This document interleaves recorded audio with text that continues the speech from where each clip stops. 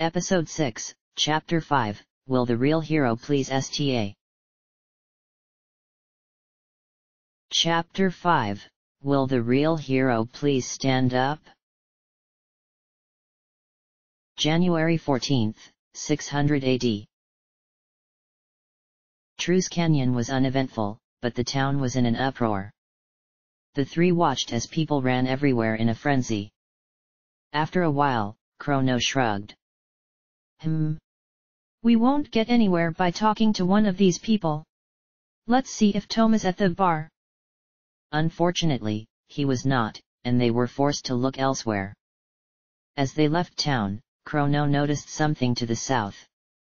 Hey, Zenon Bridge has been fixed. The last time they had been here, the bridge had been torched. Now, however, it was completely rebuilt. The Guardian army was camped on the bridge. What happened? Luca demanded. We were just here 3 days ago. Let's go ask the Knight Captain. At the bridge, the soldiers were clearly visible in ranks across the bridge. The Knight Captain's tent was at the back. As the three came near, the captain grew excited. He started to protest when they grew close, but stopped when he saw who they were. Greetings. What do you require? Marl gestured at the soldiers. What happened? We were just here 3 days ago. The captain looked at her, unsmiling. On the night of the 11th, the Mystic Army repaired the bridge in the dark, then mounted a surprise attack in the morning. The king was injured in battle. The three gaped. Chrono was the first to be able to speak. I see. I assume this is to fend off another attack. The captain nodded. Yes. But we have been here since for 2 days, with no sleep and no food. We barely managed to sneak the hero across. If we don't get rations soon. He sighed and turned away. Forgive me. I must make preparations. Marl looked at the weak soldiery, then turned to Chrono. Let's go to the castle and find out where the rations are. Luca was thoughtful as they left. Who is this hero, I wonder? At the castle, there was almost no staff. Everybody had been taken to the war front. The king and queen were not on their thrones. Instead, the chancellor sat in a chair with a desk in front of them. As they came in, the chancellor looked up wearily. For the last time, I do not know when. He jumped. Sir Chrono. Lady Luca. Lady Marl. My apologies. What would you be wanting to know? Chrono murmured, How bad is the king? The chancellor looked grim. The enemy spear barely missed his lung. He'll live, but he won't be doing any more fighting. Luca spoke up next. Who's this hero? The chancellor looked amazed. Haven't you heard? A young boy from the south showed up with the hero medal. It's a sign that he shall be the one to defeat Magus. He's at the Dinodoro Mountains near Por, looking for the legendary sword. Finally, Marl piped up. Why haven't rations been sent to the war zone? The chancellor gazed at her for a long moment, then gestured around. Do you see anybody who could take them? The only people left in here besides their majesties and me are the cook and the maids. None of them could carry 3 50-pound barrels down there. Chrono shook his head sadly. Well, that leaves out the idea of us taking it. I can't carry more than one, and Luca and Marl. Marl interrupted him sharply. Chrono. Yes. Shut up. Let's go get those rations. As the girls walked down to the kitchens, Chrono stared after them and scratched his head, confused. What was that all about? Down at the kitchens, the cook was frantically running from one stove to another. Fine time. Fine time to have all my kitchen aids drafted. Fine time indeed. He stopped his ranting as he glared at the three. Hey! What are you doing in here? Get out! Out! Out! Luca coolly measured him, then slapped him across the face. Listen, loudmouth. The army needs rations, and we're your delivery squad. So show us where they are, or that guy. Here she pointed at Chrono. Is gonna split your stoves in two. The cook was stock still for a moment, then chuckled grimly. So, Mr. High and Mighty needs my help now. He pointed them at 3 barrels in one corner. Jerky. Go on. Get. Chrono and the girls exchanged glances, then picked up the barrels. Some people were just like that.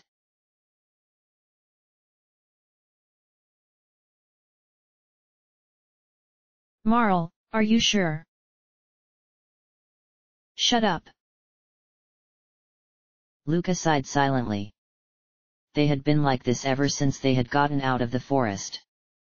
Chrono was a good guy, but he was a complete goof when it came to some things, and this was one of them. Most guys are, she thought wryly. After several hours, they finally neared the camp. As it happened, the night captain was just leaving his tent, and spotted them first off. Sir Chrono. Is that? Chrono nodded. Yup. Best quality jerky, straight from the cook. The night captain turned to his men, ecstatic. Food rations. The cook he has saved us all. He faced the 3 again, his face strangely humble. I treated him badly. And now? Sir Chrono, if I do not make it back, give my brother my thanks. He noticed their stares, and turned back to see all his men abandoning their ranks and clustering around the barrels like hungry puppies. No. You fools. Get back to. One soldier who had stayed in place ran up. Sir. Magus's troops have launched an attack. They're breaking through our defenses. The night captain swore intensely. Chrono tapped him on the shoulder. We can fight for you. The captain glanced at him. I thank you, but the enemy are highly resistant to weapons. Only trained soldiers could. Lightning. The captain turned to see the bolt disintegrate the decedent that had been rushing him. He blinked. Amazing. I had thought that only mystics had such magic. In that case, go with my thanks, Sir Chrono. As they crossed, they ran into a brawl between a pair of decedents and a pair of soldiers. The outcome was fairly predictable. As the soldiers fell, a new creature floated idly across. Chrono saw it was an ancestor of the Medina chief as it spoke loudly. Oi! Losers! I'm Ozzy, Magus's top general. If you try to fight Magus, I'm the guy who flattens you. Go! With that command, the 2 decedents charged, spears raised. Chrono sidestepped one and Luca incinerated it, while Marl stopped the second in its tracks with a well-aimed Iceland. Chrono turned to the boss just in time to receive a lightning to the face. As he stumbled, Ozzy laughed. Can't do that, can ya, kid? Chrono grinned as he stood up. Actually, the Green General yelped as he was hit. Ozzy needs help. With that, he ran backwards. Chrono and Luca gazed after. He runs fast for a fat guy. Do you think we should chase him?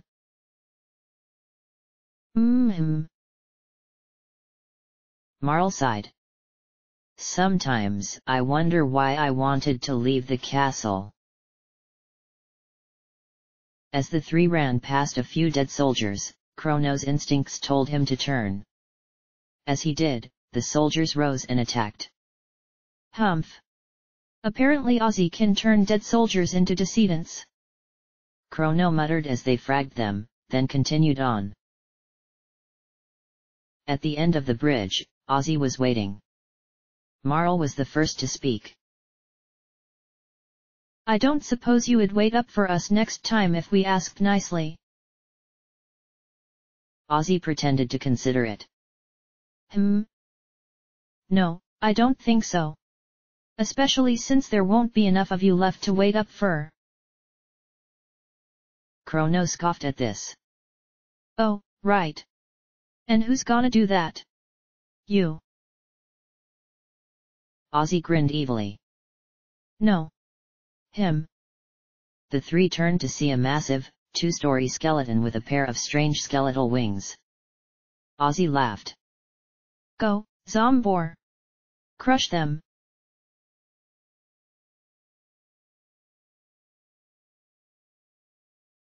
Chrono decided to start it off. Lightning. He smashed at the head. However, instead of being harmed, Zombor just roared happily. Damn. He absorbed it. Luca noticed that the skeleton was not connected at the waist. Try it on the lower half. Chrono shrugged and complied. This had a markedly better effect, as Zombor screamed, its legs charred. Luca smiled. Aha! Each part has a different weakness. Marl, you take the top half. Zombor was not happy. It opened its mouth and belched a gout of flames that hit Marl in the head, who responded by firing an ice directly into the open mouth. As it choked, Luca tossed a fire into the waist. With a rumbling, the lower half collapsed. Yay! But her celebration was not to be. The lower half wasn't dead, which became evident when it started sending out shockwaves through the earth. Chrono got up and fired up another lightning, stopping the shockwaves. The head screamed again, and the three heard a voice, chanting. Gore, gore, gore, gore. As it finished, Marl was pulled towards it through the air. Marl! Chrono yelled as the monster's ribs transformed into blades that savagely raked her body before she was tossed back to the ground. Luca powered up one more flame, and the lower half finally was cremated while Chrono gave Marl a mid-tonic. Now the strange skeletal wings came into play, and Zombor stayed up. As Marl stood up, chanting began again. Doom, doom, doom, doom. A giant beam of energy washed over them all, and Zombor exulted. Chrono turned to the girls. Now would be a good time to whip out the technique you used on Hekran. Right. Antipode. The double attacks knocked Zombor to the ground. Chrono leapt into the air above the monster. Time to finish this. Spin cut. As the teen fell, he held his sword below him, and drove it right through the skull. But before it died, Zombor had one last attack left in it, as a huge beam of golden light rose from the shattered skull and enveloped Chrono before soaring away. Zombor collapsed into dust.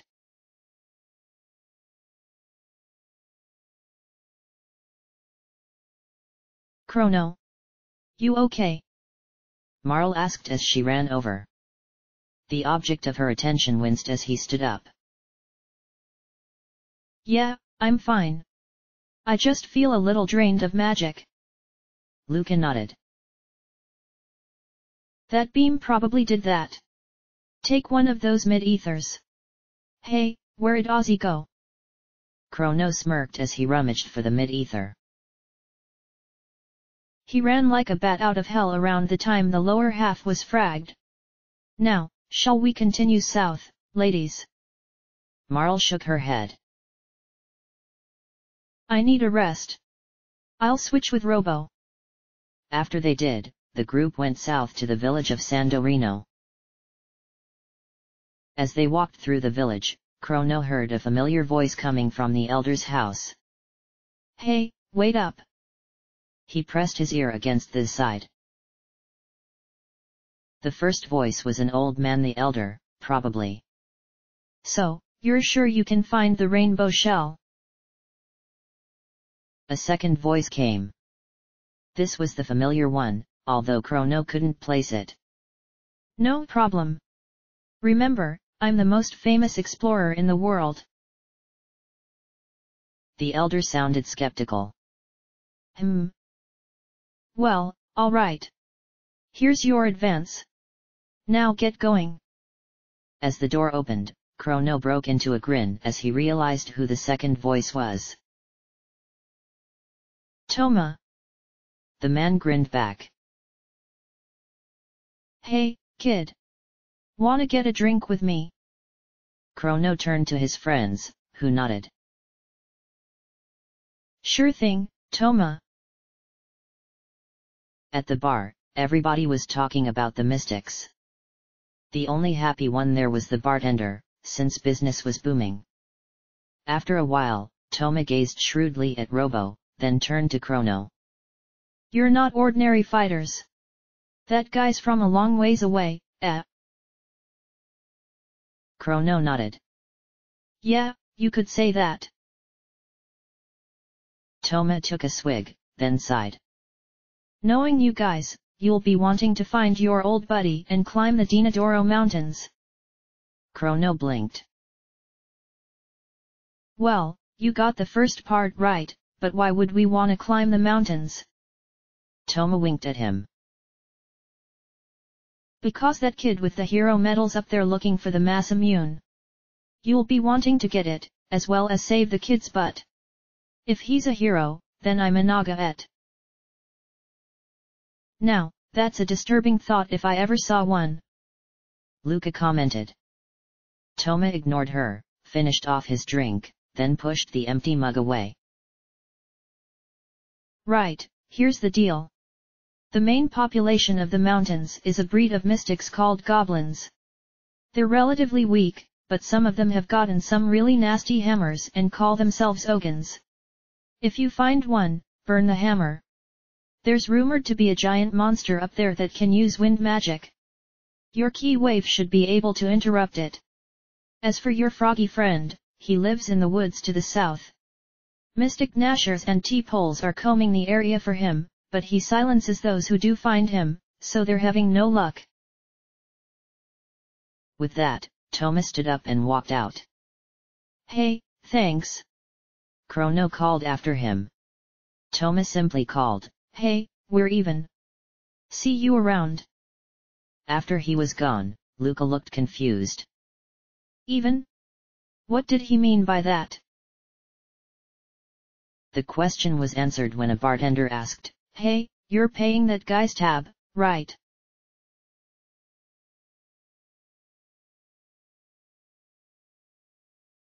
After paying up, the three spent the night before hiking south to Por, where they heard the hero had come from. That turned out to be a total waste of time. All the people said was that Tata had gone to the mountains, and all his dad did was mumble something about oatmeal. To the west of Por was a small wood. At the entrance was a wooden sign, no trespassing. Ribbit. Chrono smiled. Frog. The wood was a straight path leading to a dead end. Unfortunately, the path was blocked by several pink frogs as well as a few blue snakes. Robo analyzed the situation, then gave his opinion. I believe that the most prudent course of action would be to avoid contact. Luca rolled her eyes. You think? They managed to evade them and get to the back, where they spotted a ladder behind a bush, leading down into a hole. Down they went. The room below was small, but neat. A single table sat in the middle, and a bed was to the right. The blanket appeared to be woven of grass. Next to the bed was a chest resembling a giant green acorn. "So, this is Frog's house," Chrono observed. As they stepped off, a familiar voice rang through the air. "Who be there?" Frog jumped from above and smiled as he saw them. "Sir Chrono. Art thou here to practice thy skill in swordplay with me?" Chrono shook his head. "I'm afraid not, Frog. The king's been wounded, and—" Frog interrupted, shocked. "What? The king hath been injured?" Chrono quickly told him all they had heard of the recent battles, the king and queen, and the hero. When he was done, Frog's face was lower than Chrono had ever seen. It was like all his noble energy and spirit had been drained away. "I see.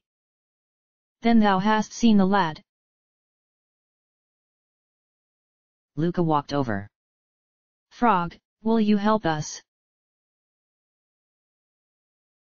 There is nary a thing I canst do against Magus. Please be on thy way." He went over to the chest and stood there, unmoving. Chrono tried to come nearer. "Frog! Come on! The hero, I am not. I can do naught." Robo spoke up for the first time. "I do not think anything will change his mind. We should leave." So they did.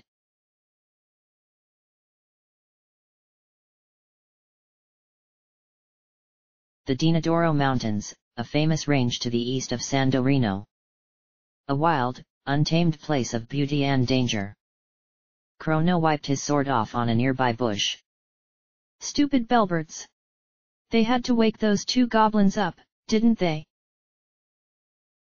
Luca raised an eyebrow.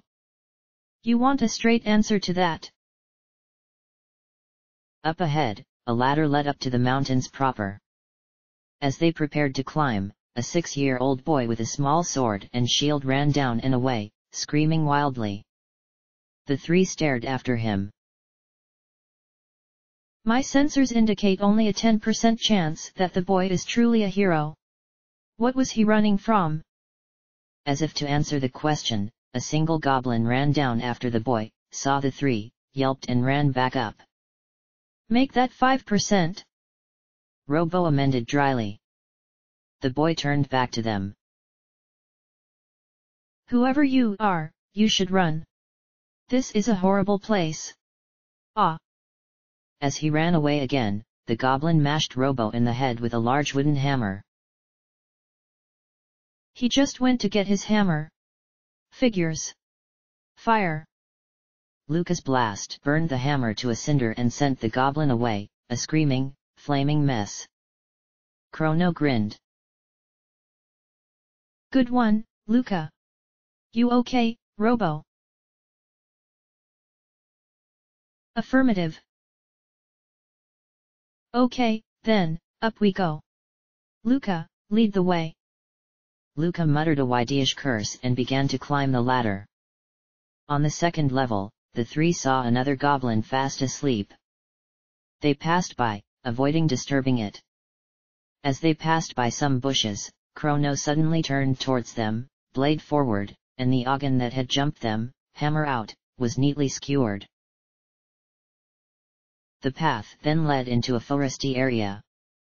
As they went by, Luca spotted a freelancer, a birdman mystic, twirling through the trees. A moment later, the freelancer and a buddy dropped down, swords out. Chrono quickly drew his own sword and faced down one freelancer, while Luca took aim at the other.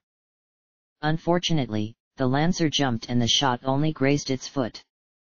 The birdman squawked and threw a ninja star which embedded itself in the barrel, blocking the fire. Luca swore and attempted to extricate it, but the lancer was already swooping in on her.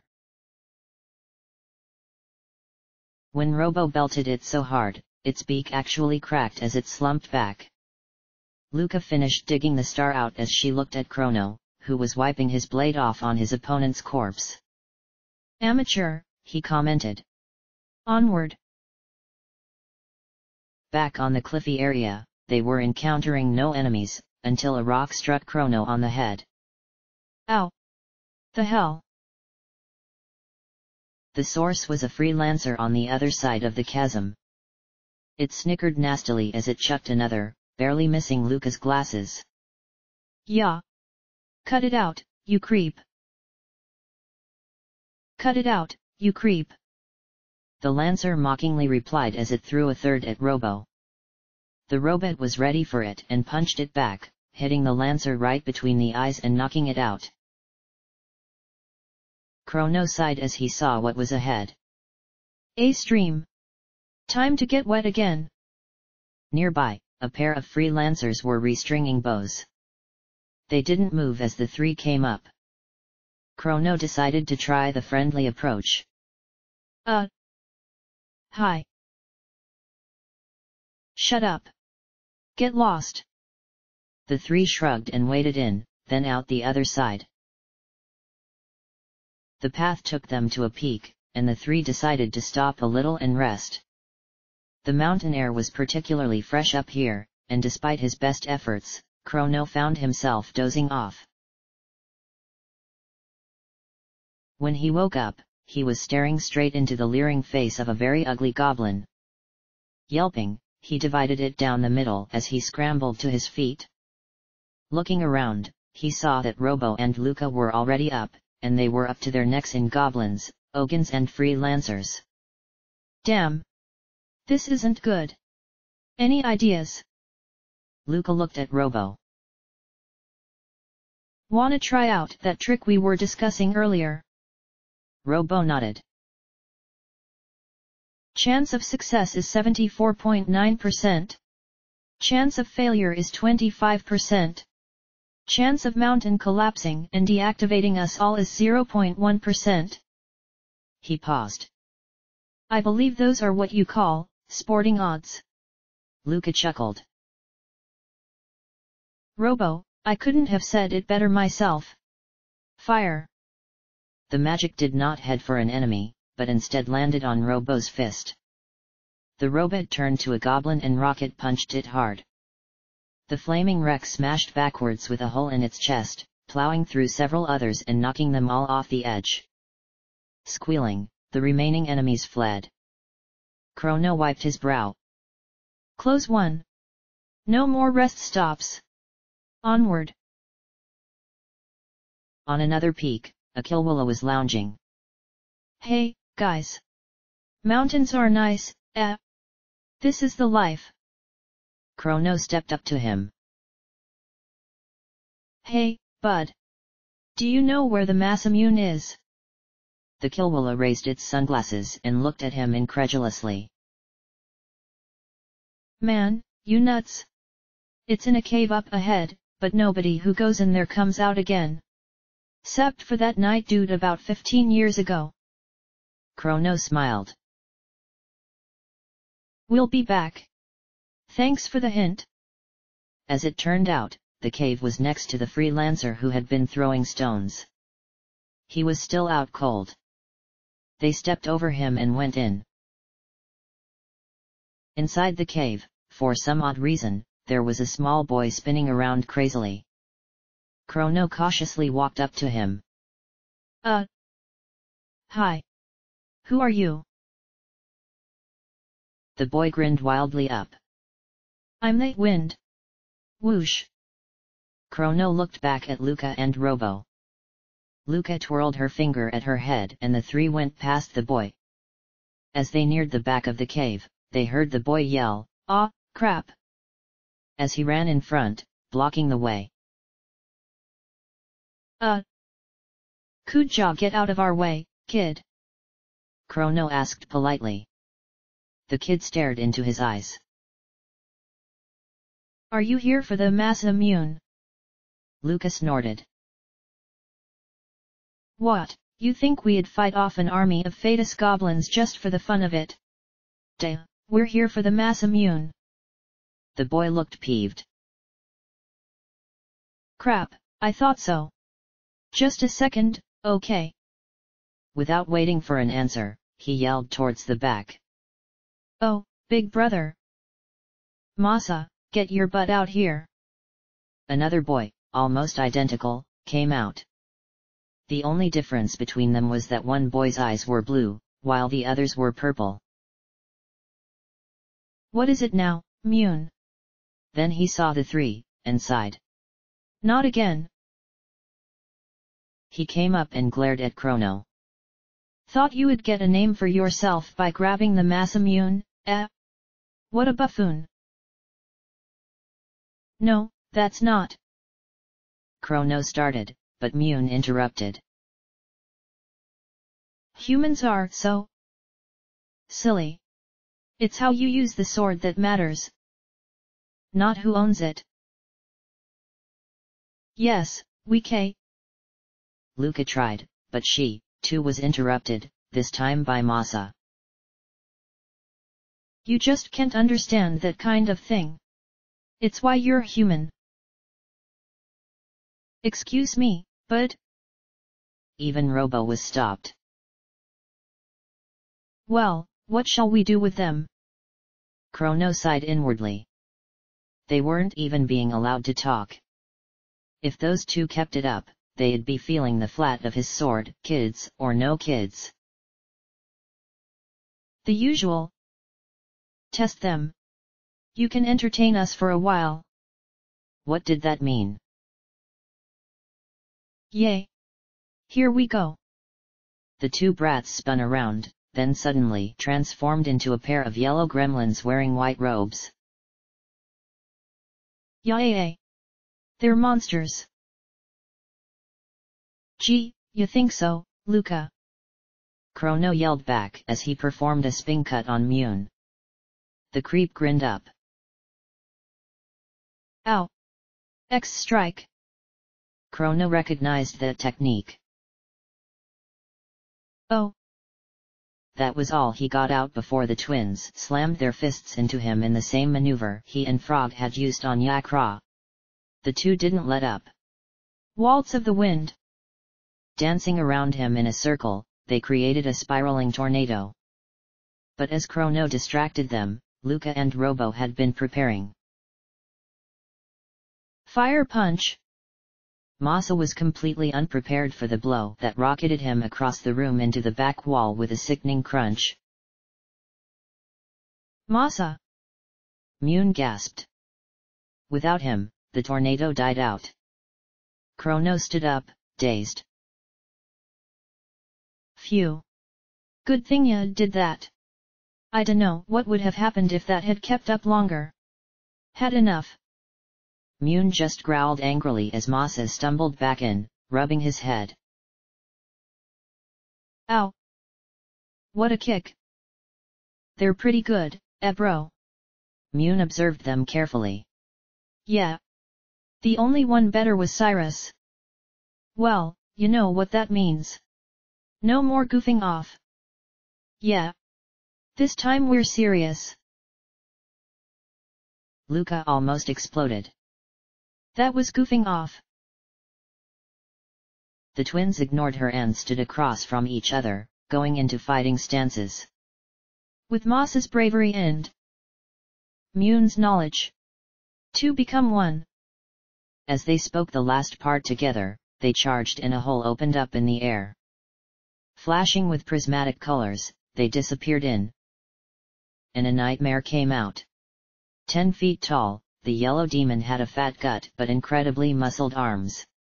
The head sported a pair of horns, and the eyes shone with fury. Time to die, little ones.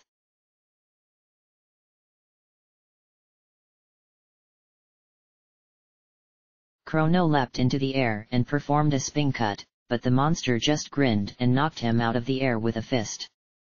Yarr! This thing's nasty. Luca, Robo, try the new technique. Fire punch! The attack slammed into the beast's gut, and it staggered for a moment before creating a pillar of wind that lifted Robo into the air. Chrono looked to Luca. I don't think he's coming down until we land a good hit. Fire seems to hurt him. Shall we dust off an old technique? Luca grinned. Gladly. Fire whirl. It didn't do as much damage as the fire punch, but it still clearly hurt it. The monster angrily turned the tornado to Luca, and Robo came crashing back down. Chrono had a flash of inspiration and jumped onto the robot's head. Robo. I have an idea. Channel your laser spin into my sword. Robo shrugged and complied. Rocket roll. A blazing wave of energy radiated outward at the enemy, who took it before moving the tornado again, this time to Chrono. Another fire punch was the response, and the fight continued. As the battle dragged on, it became apparent that the monster was getting the worst of it. He could only keep one of them up at a time, and whenever he did, the other two would strike, be it with fire punch, fire whirl or rocket roll. They were doing more damage to him than he was doing to them, and sooner or later he'd be worn down. Eventually, he decided there was only one thing left to do, the ultimate wind spell. What's he doing? Chrono asked as the monster crouched, unmoving. Luca scowled. I dunno, but it probably ain't good. Fire punch. The monster ignored the flaming fist to the face. Pain. Robo blinked, then jumped. Pain? What did he mean by thaw? Oh, my. Immense energies detected from enemy. Prepare for massive magical attack. As if to agree with him, the monster suddenly spewed a blast of wind that quickly grew and amplified until the entire room was filled with a huge tornado. The three were whirled around, battered against walls, each other, and the monster, who batted them away with punches, over and over. As he bashed into Luca, Chrono knew they would be dead if he didn't do something. He searched his memory desperately, frantically, for anything that could stop the attack. Suddenly, he remembered Toma's advice. There's rumored to be a giant monster up there that can use wind magic. Your key wave should be able to neutralize it. Sword, don't fail me now. Slash. The key wave flew straight and true, burying itself into the beast's face. With a roar of agony, the tornado dissipated immediately, leaving the beast completely defenseless, clutching its face. Luca. Now's our chance. Toss me a fire. Chrono leapt into the air with another spin cut, and Luca threw a fire straight into his path. As he descended, the red magic enveloped his sword. Time to finish this. Fire sword. The monster looked up, but it was too late. The attack smashed straight through its skull, and with a rush of red magic, the entire head was enveloped in flames. Chrono ran back as the monster's body fell over onto its back, began flashing rainbow light and exploded, leaving the two imps behind, who then flashed back to their human forms.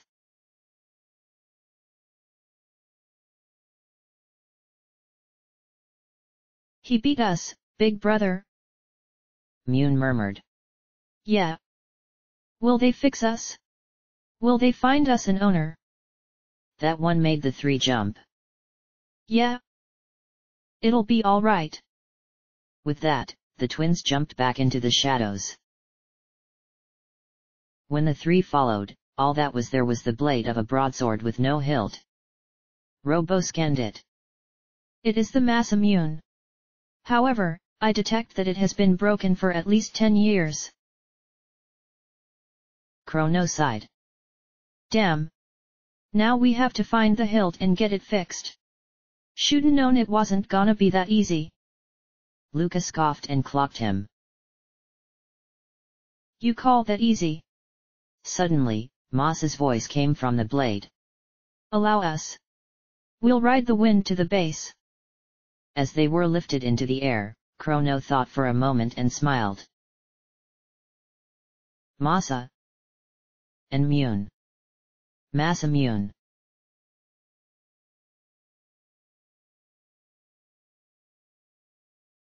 The next day, they went south again. First stop, obviously, was Tata's house. When the boy opened the door, Chrono reached out and picked the boy up by his collar. I think you have something that doesn't belong to you. Tata squealed and threw something at their feet. I'm sorry. Some frog guy dropped this in a cafe. Chrono dumped the kid on his butt, grabbed the medal and walked off. Following, Luca whispered to Robo, I think he's ticked. When they arrived at Frog's house, he tiredly turned around to face them. Thou hast returned. Chrono nodded. I believe this is yours. Frog looked in his hand, then jumped. The hero medal. His eyes brightened for a moment, then he became gloomy again. The lad was a fraud. Yet there is nary a thing I canst do against Magus. The legendary mass immune is required to defeat him. And I've no right to wield it, even if 'twas not destroyed. Are you kidding? Chrono yelled. You have every right to. Sir Chrono, please. Just leave me be. If ye knew my past. Frog stopped, and started walking towards the back. If ye wish, take what is in the chest. I have no use for it. Without another word, Frog retreated into the back. Chrono silently opened the chest and removed the hilt of a broadsword, shining gold. The hilt of the mass immune. He murmured. Robo bent over it. There is archaic script engraved on it. R. O. I. H. C. L. E. M. He stood up. Roy Clem. Suddenly, he started making a strange noise. Error. I read it backwards. Luca looked at him curiously. Robo? Are you laughing? He paused, then continued. Yes, I believe I am, Luca. How odd. The correct translation is Melchior. Chrono did a 180 from where he was looking at Frog. Melchior.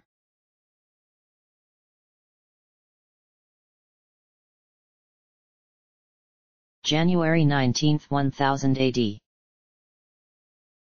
Irvin groaned as he heard the crashing in his closet. Opening it, he found the guy and the robot from earlier, along with a different girl. His wife sighed. We'd really appreciate it if you didn't do that. Chrono thought about that for a moment. You know, you're right. It really isn't fair to you that there's a temporal disturbance in your cupboard. Irvin blinked. Is that what that is? I never figured it out. No way to move it. Luca shook her head. None. Not even getting rid of the cupboard. And we're gonna need to use it. She had an inspiration. I know. We can rent it out, like a room or something. Irvin thought for a moment, then turned to his wife. Well. His wife nodded after a moment. Okay. Shall we say 2,000 a month? The three conferred, then agreed. South to Melchior's they went. The old man was happy to see them. Chrono. Luca. And what's your name? Robo. What brings you here? Chrono silently opened his pack and removed the pieces of the mass immune. The old man nearly had a heart attack. If I'm not mistaken, this is the mass immune. How on earth did you get it? It was lost over 400 years ago. Luca quickly formed a response.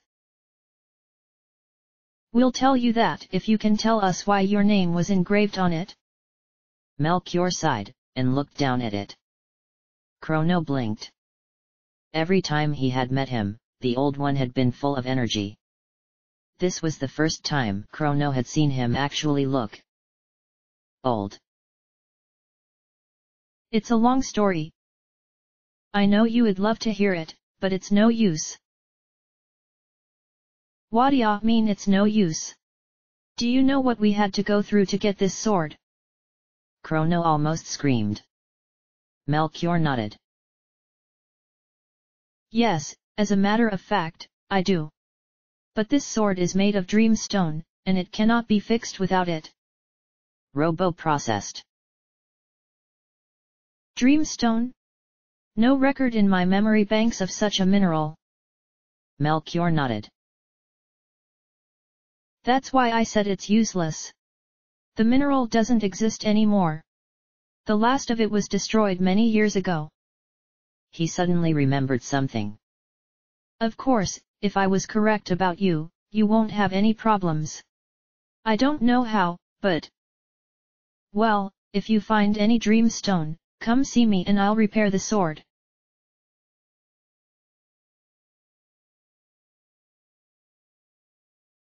January 19th, 0000 XD.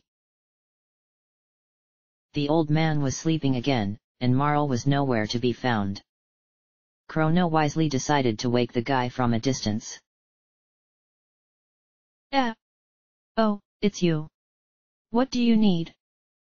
Luca spoke a single word. Dreamstone. The man jumped, then settled down. Dreamstone, Try the South Warp. 65 million BC. Your friends in Specchio's room. In the room, Specchio and Marl were sitting on a couch that had mysteriously appeared, and staring at a box with moving pictures and sounds. Chrono blinked. What is that? Luca smiled and ran over. TV. TV. Specchio looked up. Chrono noticed that he had another beer in his paw. Oh, you're back. Hi, kids. Marl looked up and smiled. Hey. Where are we going next?